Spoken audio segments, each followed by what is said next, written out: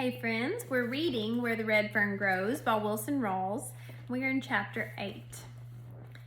The day hunting season opened, I was as nervous as Sammy, our house cat. Part of that seemingly endless day was spent getting things ready for the coming night. I'd cleaned my lantern and filled it full of oil. With hog lard, I greased my boots until they were soft as a hummingbird's nest. I was grinding my axe when Papa came around. He smiled as he said, "This is the big night, isn't it?" It sure is, Papa," I said, "and I've waited a long time for it." "Yes, I know," he said. "I've been thinking. There's not too much to do around here during the hunting season. I'm pretty sure I can take care of things, so you just go ahead and hunt all you want to." "Thanks, Papa," I said. "I guess I'll be out pretty late at night, and I'll probably have to do a lot of sleeping in the daytime." Papa started frowning. "You know, your mother doesn't like this hunting of yours very much. She's worried about you being all by yourself." "I can't see why Mama has to worry," I said. "Haven't I been roaming the woods ever since I was big enough to walk? I'm almost 14 now." "I know," said Papa, "and it's all right with me, but women are a little different than men. They worry more. Now, just to be on the safe side, I think it would be a good idea for you to tell us where you'll be hunting. Then if anything happens, we'll know where to look." I told him I would, but I didn't think anything was going to happen. After Papa had left, I started thinking, he doesn't even talk to me like I was a boy anymore. He talks to me like I was a man. These wonderful thoughts made me feel just about as big as our old red mule. I had a good talk with my dogs. "I've waited almost 3 years for this night," I said, "and it hasn't been easy. I've taught you everything I know, and I want you to do your best."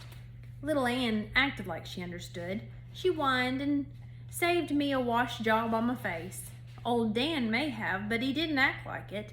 He just lay there in the sunshine all stretched out and limber as a rag.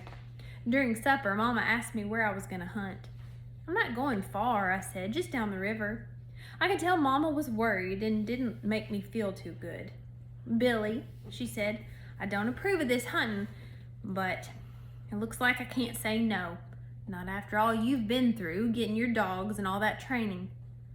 "Oh, he'll be all right," Papa said. "Besides, he's getting to be a good-sized man now." "Man!" Mama exclaimed. "Why, he's still just a little boy." "I can't keep him a little boy always," Papa said. "He's got to grow up someday." "I know," Mama said, "but I don't like it, not at all. I can't help worrying." "Mama, please don't worry about me," I said. "I'll be all right. Why, I've been all over these hills, you know that." "I know," she said, "but that was in the daytime. I never worried too much when it was daylight, but at night, that's different. It'll be dark and anything could happen." "There won't be anything happen," I said. "I promise I'll be careful." Mama got up from the table. "Well, it's like I said, I can't say no, and I can't help worrying. I'll pray every night you're out." The way Mama had me feeling, I didn't know whether to go hunting or not. Papa must have sensed how I felt. "Well, it's dark now," he said, "and I understand those coons start stirring pretty early. You better be getting going, hadn't you?" While Mama was bundling me up, Papa lit my lantern. He handed it to me, saying, "I'd like to see a big coonskin on the smokehouse wall in the morning." The whole family followed me out on the porch. There we all got a surprise. My dogs were sitting on the steps, waiting for me. I heard Papa laugh. "Why, they know you're going hunting," he said. "Know it as well as anything." "Well, I never," said Mama. "Do you really think they do?" "It does look like they do. Why, just look at them." Little Ann started wiggling and twisting. Old Dan trotted out to the gate, stopped, turned around, and looked at me. "Sure they know Billy's going hunting," piped the little one, "and I know why." "How do you know so much, silly?" asked the oldest one. "Because I told little Ann, that's why," she said, and she told old Dan. "That's how they know." We all laughed at her. The last thing I heard as I left the house was the voice of my mother. "Be careful, Billy," she said, "and don't stay out late." It was a beautiful night, still and frosty. A big, grinning Ozark moon had the countryside bathed in a soft yellow glow. The starlit heaven reminded me of a large blue umbrella outspread and with the handle broken off. Just before I reached the timber, I called my dogs to me. "Now the trail will be a little different tonight," I whispered. "It won't be a hide dragged on the ground. It'll be the real thing, so remember everything I taught you, and I'm depending on you. Just put one up a tree and I'll do the rest." I turned them loose, saying, "Go get 'em." They streaked for the timber. By the time I'd reached the river, every nerve in my body was drawn up as tight as a fiddle string. Big-eyed and with ears open, I walked on, stopping now and then to listen. The way I was slipping along, anyone would have thought I was trying to slip up on a coon myself. I'd never even seen a night so peaceful and still. All around me, tall sycamores gleamed like white streamers in the moonlight. A prowling skunk came wobbling up the riverbank. He stopped when he saw me. I smiled at the foxfire glow of his small, beady red eyes. He turned and disappeared in the underbrush. I heard a sharp snap and a feathery rustle in some brush close by. A small rodent started squealing in agony. A nighthawk had found his supper. Across the river and from far back in the rugged mountains, I heard the baying of a hound.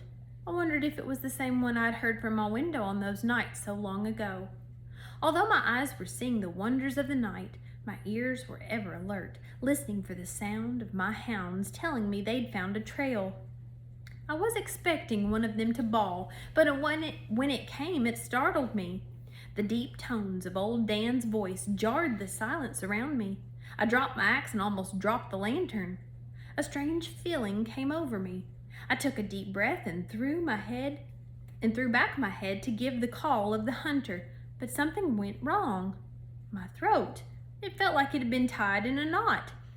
I swallowed a couple of times and the knot disappeared. As loud as I could, I whooped, "Whee! Get him, Dan, get him!" Little Ann came in. The bell-like tones of her voice made shivers run up and down my spine. I whooped to her, "Woo-wee! Tell it to him, little girl, tell it to him." This was what I'd prayed for, worked and sweated for. My own little hounds bawling on the trail of a river coon. I don't know why I cried, but I did. While the tears rolled, I whooped again and again. They straightened the trail out and headed downriver. I took off after them as fast as I could. A mile downstream, the coon pulled his first trick. I could tell by my dogs' voices that they had lost the trail. When I came to them, they were out on an old drift sniffing around. The coon had pulled a simple trick. He'd run out on the drift, leapt into the water, and crossed the river. To an experienced coon hound, the crude trick would have been nothing at all, but my dogs were just big, awkward pups, trailing their first live coon. I stood and watched, wondering if they would remember the training I'd given them. Now and then I would whoop, urging them on. Old Dan was having a fit. He whined and he bawled. He whimpered and cried. He came to me and reared up, begging for help. "I'm not going to help you," I scolded, "and you're not going to find him out on that drift. If you just remember some of the training I gave you, you could find the trail. Now, go find that coon." He ran back out on the drift and started searching. Little Ann came to me. I could see the pleading in her warm gray eyes. "I'm ashamed of you, little girl," I said. "I thought you had more sense than this. If you let him fool you this easily, you'll never be a coon dog." Well, she whined, turned, and trotted downstream to search again for the lost trail.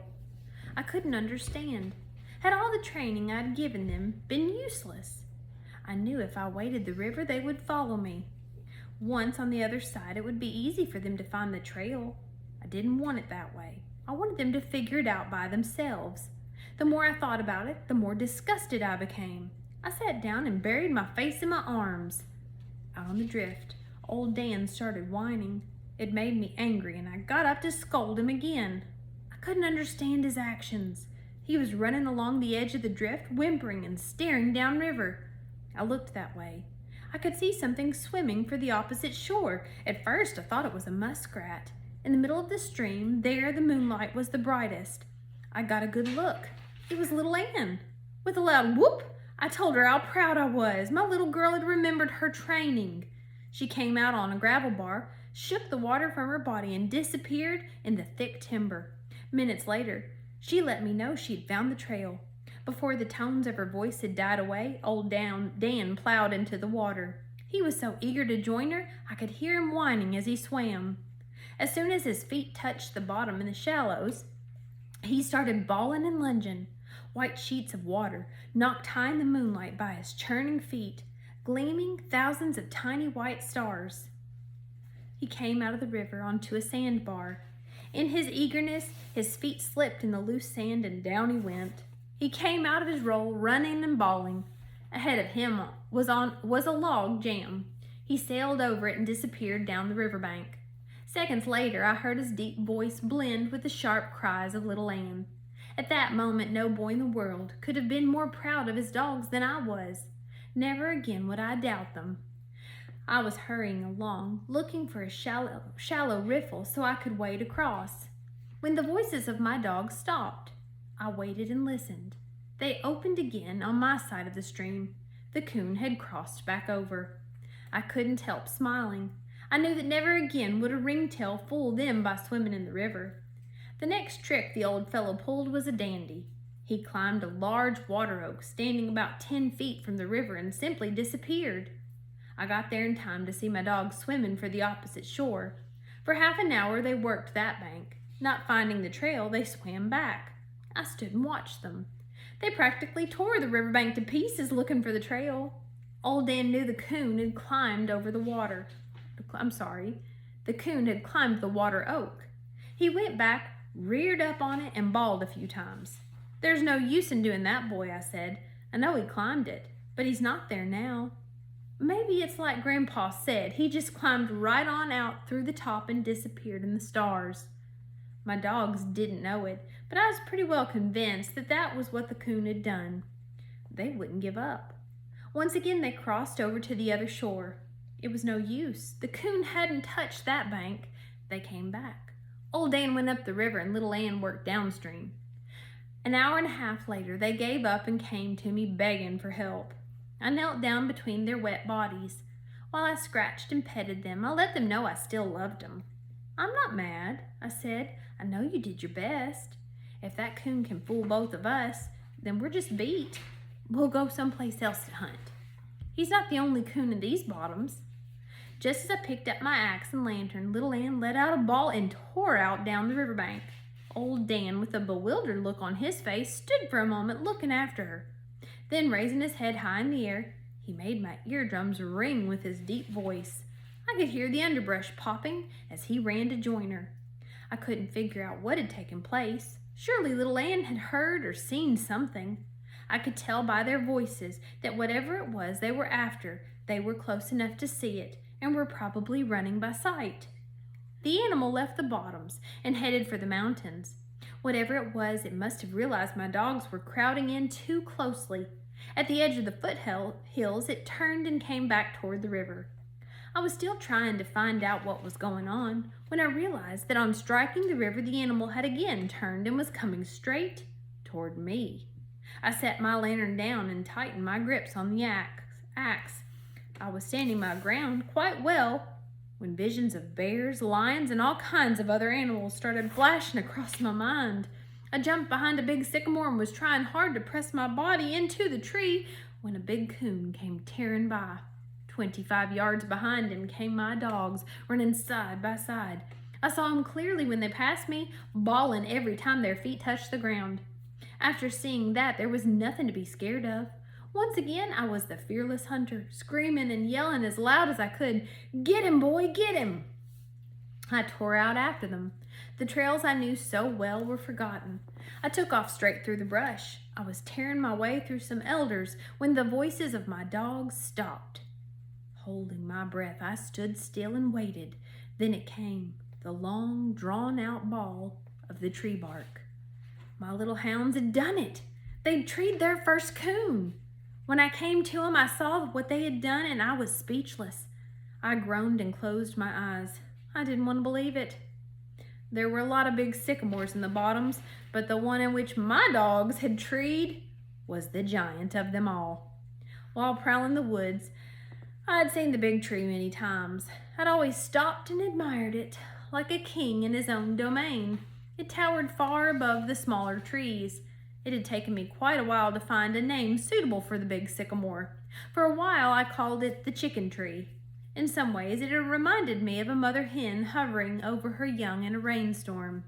Its huge limbs spread out over the small birch, ash, box, elder, and water oak, as if it alone were their protector. Next, I named it the giant. The name didn't last long.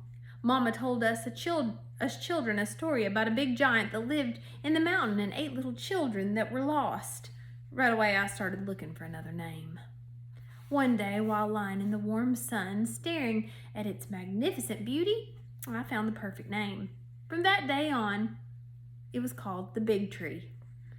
I named the bottoms around it the Big Tree Bottoms. Walking around it and using the moonlight as a light, I started looking for the coon. High up in the top, I saw a hollow in the end of a broken limb. I figured that was the coon's den. I could climb almost any tree I'd ever seen, but I knew I could never climb up the big sycamore, and it would take days to chop it down. There had been very little hope from the beginning, but on seeing the hollow, I gave up. "Come on," I said to my dogs. "There's nothing I can do. We'll go someplace else to find another coon." I turned to walk away. My hounds made no move to follow. They started whining. Old Dan reared up, placed his front paws on the trunk, and started bawling. "I know he's there," I said, "but there's nothing I can do. I can't climb it. Why, it's 60 feet up to the first limb. It'd take me a month to cut it down." Again, I turned and started on my way. Little Ann came to me. She reared up and started licking my hand. Swallowing the knot in my throat, I said, "I'm sorry, little girl. I want him just as bad as you do, but there's no way I can get him." She ran back to the tree and started digging in the soft ground close to the roots. "Come on now," I said in a gruff voice. "You're both acting silly. You know I'd get the coon for you if I could, but I can't." With a whipped dog look on her face and with her tail between her legs, little Ann came over. She wouldn't even look at me. Old Dan walked slowly around behind the tree and hid himself. He peeped around the big trunk and looked at me. The message I read in his friendly eyes tore at my heart. He seemed to be saying, "You told us to put one in a tree and you'd do the rest." With tears in my eyes, I looked again at the big sycamore. A wave of anger came over me. Gritting my teeth, I said, "I don't care how big you are. I'm not going to let my dogs down. I told them if they put a coon in a tree, I'd do the rest, and I'm going to. I'm going to cut you down. I don't care if it takes me a whole year." I walked over and sank my axe as deep as I could in the smooth white bark. My dogs threw a fit. Little Ann started turning in circles. I could hear her pleased whimpering cry. Old Dan bawled and started gnawing on the tree's big trunk. At first, it was easy. My axe was sharp and the chips flew. 2 hours later, things were different.